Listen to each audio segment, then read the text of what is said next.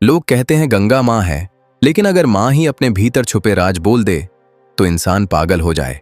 पटना के पुराने घाटों पर यह बात कोई खुलकर नहीं कहता, लेकिन जो लोग गंगा के बहुत पास रहते हैं वे जानते हैं कि रात में यह नदी सिर्फ बहती नहीं है, वह याद करती है। दिन में गंगा पवित्र लगती है, शांत माँ जैसी, मगर रात में जब शहर सो जाता है तब गंगा अपनी यादों के साथ जागती रहती है। यह कहानी उसी रात की है जब गंगा ने अपने भीतर छुपा एक राज बाहर आने दिया। यह कहानी है राम की। राम का जन्म गंगा के किनारे हुआ था। उसने बचपन से नाव देखी, जाल छुए और पानी की भाषा समझी थी। उसके पिता कहा करते थे कि गंगा जितनी देती है उतना ही चुप रहना भी सिखाती है। राम उस बात को कभी गहराई से नहीं समझ पाया। उसके लिए गंगा रोजी रोटी थी। वह जानता था कि रात में मछली ज्यादा मिलती है, इसलिए चाहे मन कितना भी भारी हो वह शाम ढलते ही नदी की तरफ निकल पड़ता था। उस दिन भी पटना के घाटों पर आरती चल रही थी। घंटियों की आवाज, दियों की कतार और लोगों की भीड़, सब गंगा से कुछ मांग रहे थे, लेकिन किसी ने यह नहीं सोचा कि गंगा ने खुद क्या देखा होगा। राम ने अपनी पुरानी लकड़ी की नाव खोली और चुपचाप नदी में उतर गया। जैसे जैसे नाव घाट से दूर होती गई, शहर की आवाजें मरने लगीं। स्ट्रीट लाइट की रोशनी धुंध में टूट रही थी और गंगा का पानी धीरे धीरे काला होता जा रहा था। उसने लालटेन जलाई, लेकिन उसकी पीली रोशनी पानी पर कांप रही थी, जैसे डर रही हो। हवा ठंडी नहीं थी, फिर भी शरीर में अजीब सी सिहरन दौड़ रही थी। पानी से उठती गंध किसी सड़ी हुई याद जैसी लग रही थी। राम ने जाल डालते हुए धीमे से कहा, गंगा मैया आज भी सहारा देना। काफी देर तक कुछ नहीं हुआ, न मछली फंसी न कोई आवाज आई, बस सन्नाटा। फिर अचानक नाव के पास पानी हिला। छप! राम चौंका।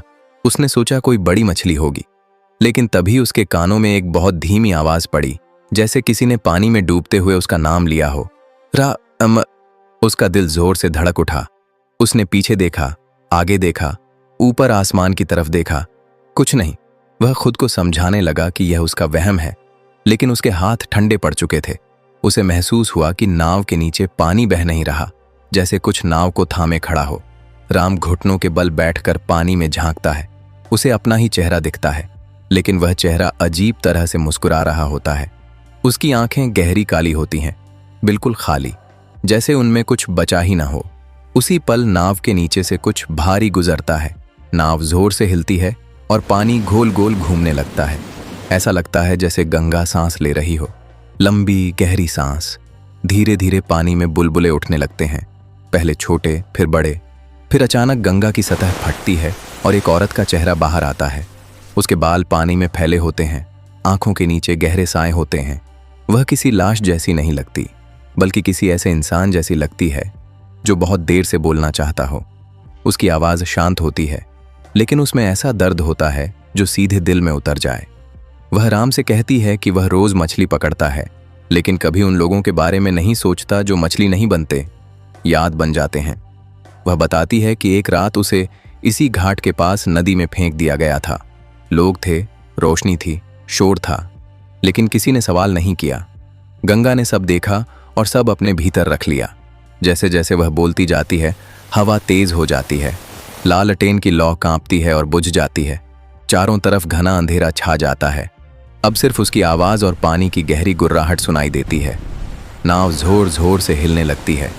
राम को लगता है कि गंगा उसे अपने भीतर बुला रही है, सज्जा देने के लिए नहीं, बल्कि गवाह बनाने के लिए। वह टूट जाता है।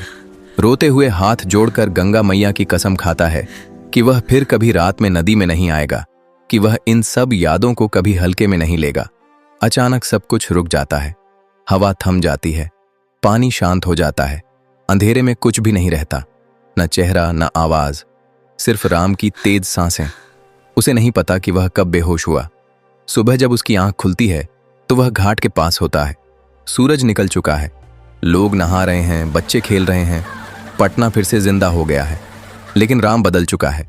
अब जब वह गंगा को देखता है तो उसे मां नहीं, एक ऐसी गवाह लगती है जिसने सब देखा है और सब याद रखा है। अब वह सिर्फ दिन में नाव चलाता है, रात होते ही घाट छोड़ देता है। लेकिन कभी कभी जब पटना सो जाता है और गंगा बिना आवाज के बहती है, राम को लगता है कि कोई उसे नाम लेकर बुला रहा है। वह पीछे नहीं मुड़ता, क्योंकि वह जान चुका है गंगा सब कुछ बहा ले जाती है, लेकिन कुछ राज अपने भीतर जिंदा रखती है, और अगर वे राज बोलने लगें तो इंसान का पागल हो जाना तय है।